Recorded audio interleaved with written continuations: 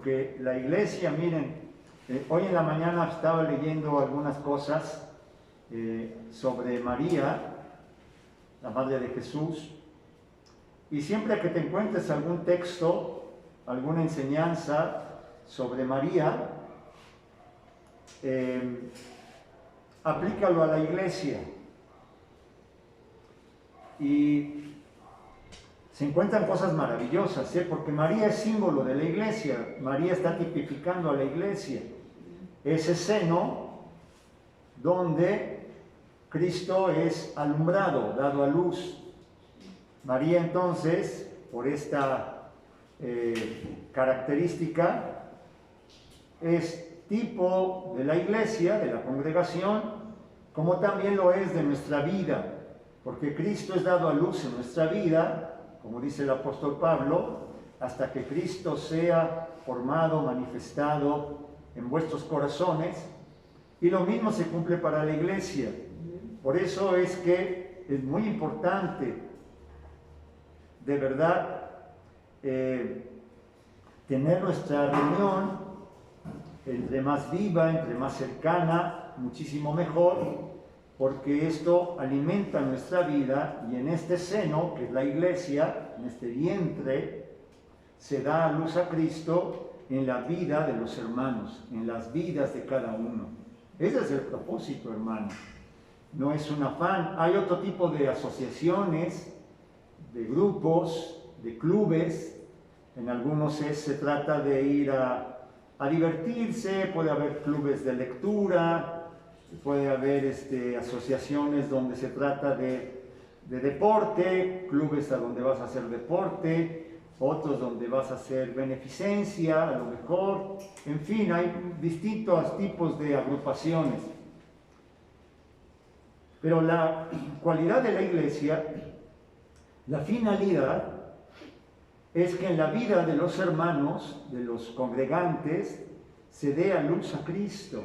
Ese es el propósito. No hay otro afán. No nos asociamos, no nos congregamos por el solo gusto, que ya es bastante, de vernos. Eso ya es muchísimo. Pero todavía más, la iglesia es un vientre donde al vernos, miren qué maravilloso, esto es sobrenatural. Al solo convivir, por estar unidos en la fe, porque en la iglesia se reúnen personas muy distintas, tanto socialmente como económicamente, como geográficamente, todo lo que quieras. Habemos flacos, gordos, güeros, morenos, altos, bajos, ricos, pobres, lo que tú quieras. Allí no está la unidad de los que se congregan. No nos une tampoco la profesión, como en otras asociaciones, colegio de abogados, colegio de ingenieros. Se reúnen personas muy distintas, pero que les une la fe en Jesús. Congregarnos y unidos en la fe, en creer que Jesucristo es nuestra vida, eso hace que sobrenaturalmente, con solo convivir, todo esto coopera para dar a luz a Cristo. Es el ejercicio del amor en la fe. Dice el apóstol Pablo, la fe que obra por el amor. Un vientre, el lenguaje del apóstol Pablo diría, un mismo bautismo, bautizados en el cuerpo de Cristo, en la iglesia, un vientre, una misma fe, un mismo Señor, un mismo Padre, y al estar reunidos, sumergidos, bautizados en este vientre, se da a luz la vida de Dios, porque nos reunimos a ejercitarnos en el amor, la fe que obra por el amor. Este único vientre, esta única fe, en este único Padre, hace que esta fe se manifieste en el amor, y por eso es que sobrenaturalmente, a manera de misterio, digamos, como escondido, sin que nos demos cuenta, sin que nos percatemos, ¿cómo decirte? Llegué a la iglesia y cambié.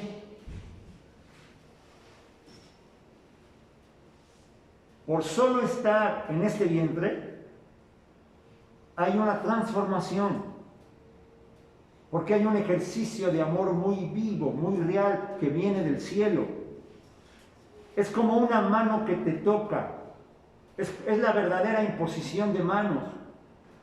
Venir a la iglesia, congregarte, es permitirle a Jesús que extienda su mano y te bendiga, y ese tocarte, ese toque de la mano de Jesús transforma, así como le dio vista a los ciegos, así como sanó a los enfermos, así como sanó al paralítico, así como sanó al sordo, así como sanó a la niña que estaba muerta, así como sanó a la suegra de Pedro, ponía su mano sobre ellos y eran curados. Amén. Este vientre, en este ejercicio de la fe que obra por el amor, transforma, porque es permitirle a Jesús que ponga su mano sobre nosotros. Así como Jacob bendecía a sus hijos en el Antiguo Testamento, dice que Jacob, que tenía 12 hijos, los llamaba a su presencia. Jacob es el tipo del patriarca. Fíjate, un señor ya mayor, ya para tener 12 hijos, es que empezó temprano y vivió muchos años. Entonces, 12 hijos, el patriarca, un anciano sabio, en su madurez plena, llama a sus 12 hijos, y los hijos como que se forman o se paran delante del papá, y el papá va poniendo, Jacob va poniendo su mano en cada uno de ellos, y bendice a Judá y le dice una bendición, y bendice a Manasés y le da una bendición, y así con cada uno de los 12. Eso es lo que se cumple en la iglesia. El número 12 es el tipo de gobierno en la iglesia, es decir, de una realidad que como que determina, como que gobierna, como que dispone, predispone para que la bendición de Dios, y diría el apóstol Pablo, porque toda bendición espiritual en los cielos nos ha sido dada en Cristo. ¿Cuántas? Todas. Jacob extendía su mano sobre la cabeza de sus hijos y les daba una bendición para cada uno. A nosotros, por congregarnos, Jesús pone su mano y nos da toda bendición en los cielos. Toda. Y de eso nos enteramos en la iglesia. Y nos transforma y nos bendice. Vamos a leer un texto, hermanos amados, muy bonito. Yo te recomiendo, hermanos, si no has tenido oportunidad de escuchar la enseñanza del viernes, es una enseñanza muy importante, muy, muy importante. A mí me gustaría mucho que la escucharas. Ya está en el canal de YouTube. O si necesitas el audio porque no tienes cómo navegar en YouTube cuando estés a solas, puedes pedirle al hermano Bartush que te mande el audio, porque él tiene la posibilidad de convertir video en audio. Entonces, pero yo te recomiendo de verdad muchísimo que te acerques al canal y escuches la enseñanza del viernes. Va a ser de mucha bendición, es de mucha salvación, de una realidad muy cercana a ti, porque te va a confrontar personalmente, pero de ahí va a surgir una bendición muy grande, muy, muy grande. Vas a vivir a Jesús, vas a vivir su presencia, vas a sentir cómo Él te habla personalmente, cómo te ama personalmente, cómo está tan pendiente de tu vida. Por eso me gustaría mucho esto. Y es una pregunta muy importante que hace Jesús a los discípulos. Aquí voy a leer otro pedacito donde también vamos a encontrarnos una pregunta. Y esto traigo esta traducción, la misma que leía yo el viernes. Ahora para este pasaje también me gustó. Es Marcos capítulo 9, versículo 30. ¿Sí me escuchan en Zoom? Correcto. Marcos 9, versículo 30. Aquí mi Biblia tiene un subtítulo que dice: segundo anuncio de la pasión y resurrección. El viernes, en el texto que leíamos este día, viene también el mismo anuncio. Jesús les anuncia que va a padecer, a morir y a resucitar. Aquí nos vamos a encontrar la segunda ocasión. Y en este primer anuncio, que fue la enseñanza del viernes, viene una pregunta que creo que es la más importante de nuestra vida. Todos los días esa pregunta, si la tenemos presente, es la más importante de nuestra vida, y la respuesta que damos cada vez a esa pregunta de Jesús es la respuesta más importante de nuestra vida. Esa respuesta que tú das determina todo lo que vives. ¿Cómo lo vives más bien? Determina cómo vives la vida, cómo la recibes y la acoges. Aquí viene la segunda vez que Jesús anuncia esto y dice así: se fueron de allí y atravesaron Galilea. Jesús no quería que nadie lo supiera, porque estaba dedicado a instruir a sus discípulos. Y les decía: el Hijo del Hombre va a ser entregado en manos de los hombres, le darán muerte, y después de morir a los 3 días resucitará. Pero ellos no entendían lo que quería decir, pero les daba miedo preguntarle. Les daba miedo preguntarle.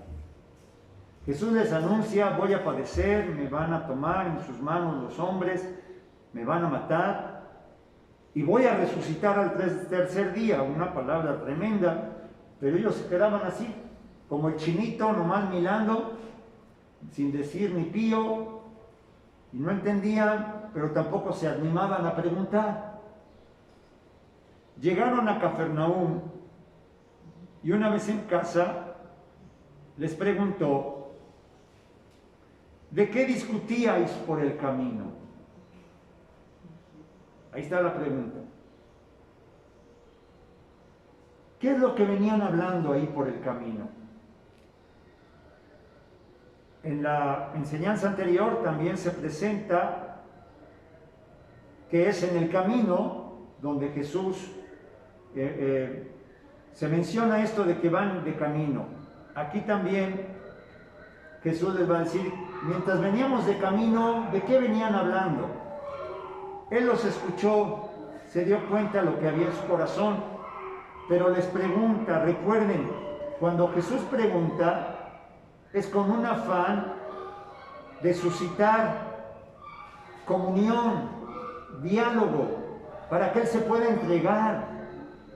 Jesús nunca pregunta para poner un cuadro, para ver si sabes, para hacerte un examen. Él pregunta porque tiene muchas ganas de entregarse, y cuando hay diálogo se puede entregar hablando, porque Dios se entrega hablando. La palabra de Dios es la manera de que Dios se entrega a tu corazón, a tu vida, para ayudarte. Pero se tiene que hacer espacio, porque ellos les daba miedo preguntar. Este anuncio es la segunda vez que les anuncia esto. Era como para decirle: maestro, ¿cómo? Señor, Jesús, ¿qué es lo que quieres decir con esto?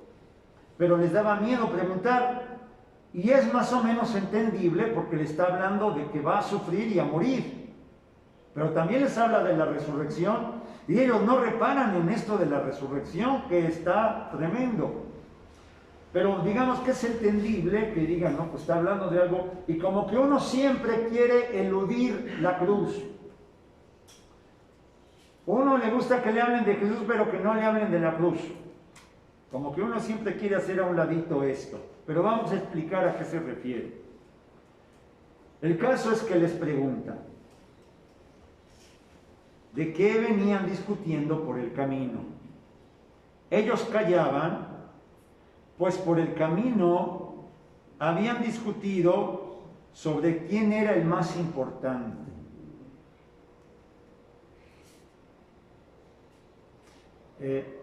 Bueno, aquí estoy retratado yo mismo, pero de plano dan ganas de darse topes en la pared, ¿no?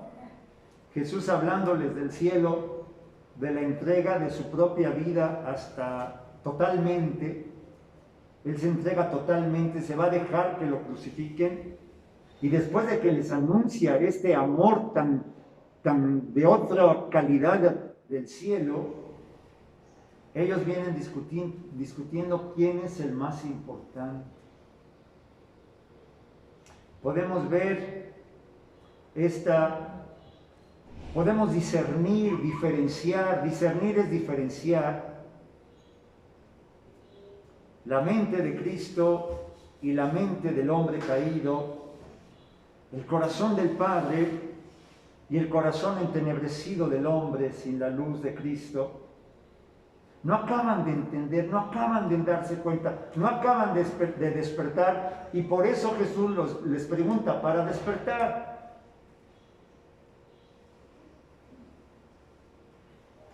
Para que se acaben de enterar cómo están las cosas, y es lo que está haciendo conmigo y contigo hoy. Me pregunta, es Jesús personalmente, me pregunta para que me detenga yo y enfrente. Jesús se pone serio, como diciéndote, a ver muchacho, te amo mucho y soy toda ternura, pero también soy toda fuerza, y quiero que despiertes, que te des cuenta, porque a la hora que te des cuenta qué es lo que está pasando y qué es lo que estoy haciendo en tu vida y cómo estoy contigo, te va a bendecir. Si permaneces dormido, vas a sufrir, porque sin ver la luz te caes, chocas, te caes en el hoyo. Sin ver la vida, sin darte cuenta que la vida está fluyendo en tu corazón, vas a sentir que estás muerto. Y yo lo que quiero es que vivas. Ellos venían discutiendo sobre quién era el más importante. Jesús se sentó, llamó a los 12 y les dijo: el que quiera ser el primero, que sea el último de todos y el servidor de todos. Luego tomó a un niño, lo puso en medio de ellos, y abrazando al niño, les dijo: el que acoge a un niño como este en mi nombre, a mí me acoge. Y el que me acoge a mí, no es a mí a quien acoge, sino al que me ha enviado. Hasta allí vamos a ver. ¿Qué es lo que quiere significar con poner a un niño en medio? Lo puso en medio de ellos y abrazándolo, les está enseñando, digamos, de bulto, como para que nos demos bien cuenta qué es acoger. A este niño del que está hablando Jesús, estamos llamados a recibirlo, a abrazarlo, sí exteriormente, pero sobre todo interiormente. Es el niño al que estamos llamados nosotros a ser, es Jesús mismo. Jesús les dice: yo los envío como ovejas delante de lobos. ¿Qué se necesita para atreverse a vivir esta vida como niño? Necesitas mucha seguridad de quién te está sosteniendo. Sin esta seguridad de quién te sostiene, a la vida no nos queda más que enfrentarla con la vieja filosofía que inauguró Adán cuando salió de la presencia de Dios, de sálvese quien pueda. Esa es la filosofía que impera en el mundo. A partir de que Adán y Eva salieron de la presencia de Dios porque desconfiaron. Miren, el hombre, Adán, hizo un juicio sobre Dios. Adán hizo un juicio sobre papá y dijo, no, pues quién sabe si de veras me cuide, ¿eh? Quién sabe si siempre, todos los días, toda mi vida va a estar pendiente de mí. Esa fue la duda del corazón de Adán. Y le aplicó ese juicio a Dios. Se me hace que no, mejor yo veo cómo le hago. Y entonces empezó la filosofía, lo digo irónicamente esto de filosofía, no merece ese nombre, de sálvese quien pueda. A ver cómo le hago, pero yo tengo que salvarme a mí mismo.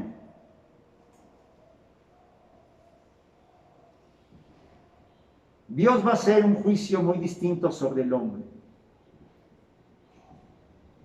El hombre juzgó a Dios no digno de confianza. Y papá juzgó al hombre digno de toda misericordia, digno de todo amor y digno de darle testimonio de su amor para que el hombre entendiera que el único que quiere Dios es ayudarlo a vivir plenamente.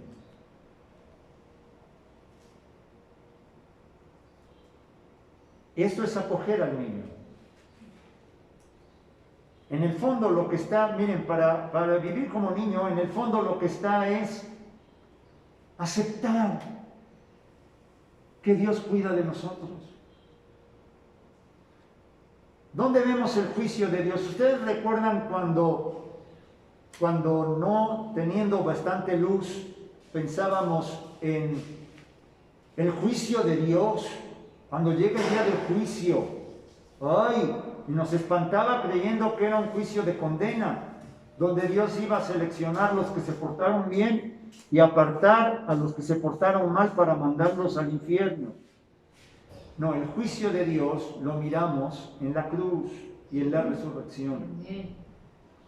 Allí Jesús toma el juicio que el hombre le hizo a Dios, de no considerarlo digno de confianza, y digamos que padece ese juicio, porque los hombres lo crucifican, pero Dios allí mismo estaba haciéndonos el juicio a nosotros, un juicio. ¿Cuál es el juicio de Dios? Juicio quiere decir también discernir, significa también leer la realidad.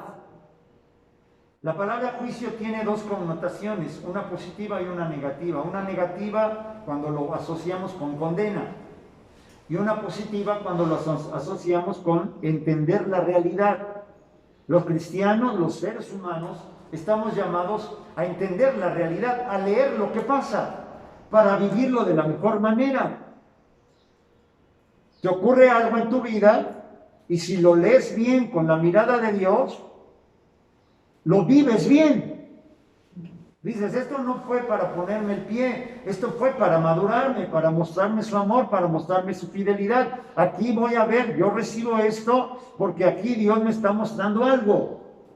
Esta realidad es para algo, porque todas las cosas cooperan para el bien de los que aman a Dios, dice Pablo. Entonces, el juicio también quiere leer la realidad. El juicio que Dios hace sobre sus hijos, sobre el hombre, es su amor, su misericordia. Nos cree dignos de que con una muestra de amor muy contundente entendemos la realidad y nos damos cuenta y despertamos y somos transformados. Dios nos cree dignos de entendimiento. No nos considera unos tontos que no entienden. No, lo que pasa es que la manera que Dios enseña es amando. El amor despierta, el amor es creativo, el amor despabila.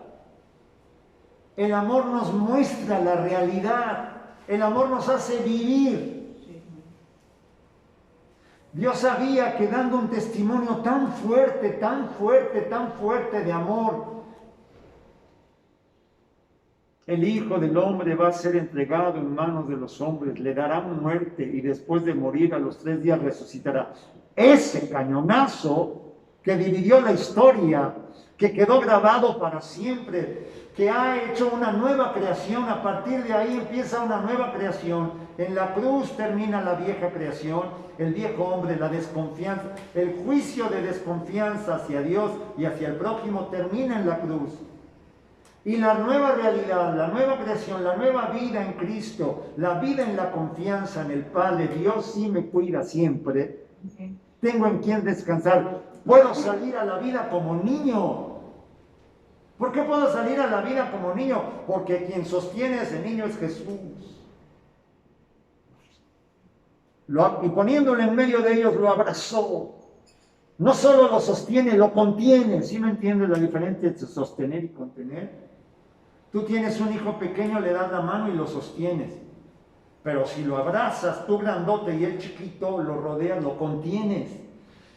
Dios nos sostiene y nos contiene. En ti vivimos, en ti somos, en ti existimos, Padre. El Salmo 139 lo declara de una manera tan maravillosa.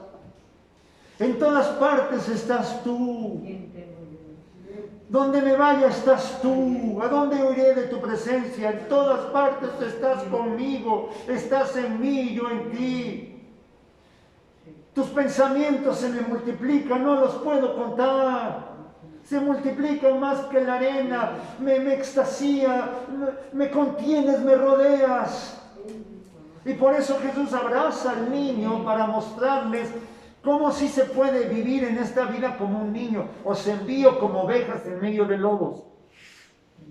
Qué distinto a la filosofía del sálvese quien pueda. Aquí pisa porque si no te pisan. Aquí amuelan porque si no te amuelan. En el mundo es así. Es entendible, no estoy criticando a quien piense así. Sin Cristo, sin la mano del Padre, sin sentirme rodeado de Cristo, yo mismo soy así, porque ¿cómo le hago? Si no me salvo a mí mismo, sálvese quien pueda, hay que ver cómo le hago, es lo propio, ¿sí me entienden? Es lo propio, pero si abro mis ojos y despierto, que alguien ha dado su vida por mí y para mí, y desde entonces todo lo que vivo en la carne, lo vivo en la fe en el Hijo de Dios.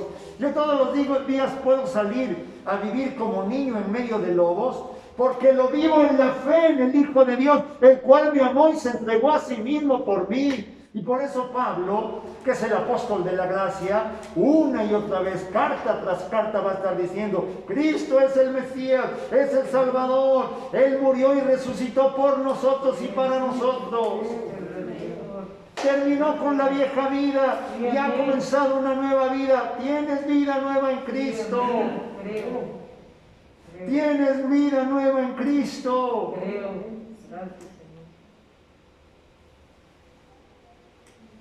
Esto es maravilloso, de verdad. ¿Me pueden decir cuánto llevo de tiempo? Por favor. 30. 30. Ok, vamos concluyendo. Concluimos con un pasaje muy conocido que está allí mismo en Marcos, capítulo 4. Para cerrar con broche de oro, pero que después de lo que hemos venido diciendo, podemos entenderlo muy bien. Más que con el intelecto, en el espíritu, porque la palabra despierta la fe y nuestro corazón acoge la palabra. Aquel mismo día, Marcos 4:35, aquel mismo día, al caer la tarde, les dijo, pasemos a la otra orilla. Anímate, pasemos a la otra orilla. Vivamos así. Hermanos, vamos. Con confianza, caminemos. Ellos dejaron a la gente y lo llevaron en la barca tal como estaba. Otras barcas lo acompañaban. Se levantó entonces una fuerte borrasca y las olas se abalanzaban sobre la barca, de suerte que la barca estaba ya a punto de hundirse. Jesús estaba a popa, durmiendo sobre el cabezal, y lo despertaron diciéndole: Maestro, ¿no te importa que perezcamos? Él se levantó, increpó al viento y dijo al lago: cállate, enmudece. El viento amainó y sobrevino una gran calma. Y a ellos les dijo: ¿por qué sois tan cobardes? ¿Todavía no tenéis fe? Ellos se llenaron de un gran temor y se decían unos a otros: ¿quién es este que hasta el viento y el lago le obedecen? Es fuerte lo que dice. ¿Por qué sois tan cobardes? ¿Todavía no tenéis fe? Eso es lo que se ha terminado en la cruz. Esa cobardía y ese temor. Porque a los mismos que estaban acobardados este día, los puedes ver en Hechos capítulo 2, el día de Pentecostés, cuando fue derramado sobre cada uno de ellos el Espíritu Santo. Nada los amedrentaba. Y declaraban el nombre de Jesús a los cuatro vientos sin ningún temor. Así los amenazaran de muerte y de meterlos a prisión, ellos seguían proclamando el nombre de Jesús. No en balde la fama del circo romano, ¿no? Donde llevaban a los cristianos a los leones. ¿Y por qué estaban dispuestos esos primeros cristianos a eso? Porque habían entendido la otra parte. El día de Pentecostés entendieron y se iluminó el corazón. Nosotros podemos salir a vivir. Termino con una idea. El día que Jesús está muriendo en la cruz, dice: tengo sed. ¿De qué tiene sed el Señor? ¿De agua? ¿Será que nos quiere hablar? Físicamente puede ser, pero espiritualmente, ¿qué es lo que nos quiere decir? Vivencialmente para nosotros hoy. Tengo sed de vivir, tengo sed de amar. ¿Qué fue lo que hizo Jesús? Miren, ¿quién es Jesucristo? Es uno que nos ha dado el testimonio y el ejemplo perfecto y pleno de cuando alguien quiere vivir en plenitud. No pasar de noche por la vida. Abraza la vida y quiere una vida en plenitud, lo que se le llama la vida eterna. La vida en comunión con el Padre. Él quiere vivir en plenitud, en todo lo que signifique ahorita en tu corazón esta palabra. Él quiere vivir en plenitud. Pero para vivir, solo se vive si se ama. Como dice el apóstol Pablo: si no tengo amor, nada soy. La vida, solamente hay verdadera vida cuando se ama. Solo se vive cuando se ama, y solo se ama cuando se comparte. Cuando hay entrega y recepción, entrega y acogida. Como Jesús quería vivir en plenitud, porque Él se dio cuenta que es lo que de esto se trata vivir. Él sabía que el camino es el del amor. Solo amando se vive. Que no nos paralice el miedo para salir a vivir. Siempre que tengas una tarea o algo en la vida, pregúntate: ¿esto lo hago por miedo o por amor? Y eso vas a ver cómo el Espíritu Santo va a tomar esa palabra y la va a convertir en vivencia en tu corazón. Hoy, esta mañana, hago esta reunión por costumbre, por temor a algo, o porque tengo hambre de amar, y para amar hay que compartir. Para amar a mis hermanos. Porque si amo, tengo vida. No amar es estar muerto. No compartir es estar muerto. ¿Cuál es la muerte? La verdadera muerte no es el sepulcro del panteón. Es no amar. Amando se vive en plenitud. Y eso es lo que Jesús hizo. Tengo sed de amor. de amarte hasta el extremo, de compartir mi vida a todos. Y la sed de Jesús se sació por el Padre. Padre, queremos darte gracias por tu palabra, gracias por tu amor, en el nombre de Cristo Jesús. Amén.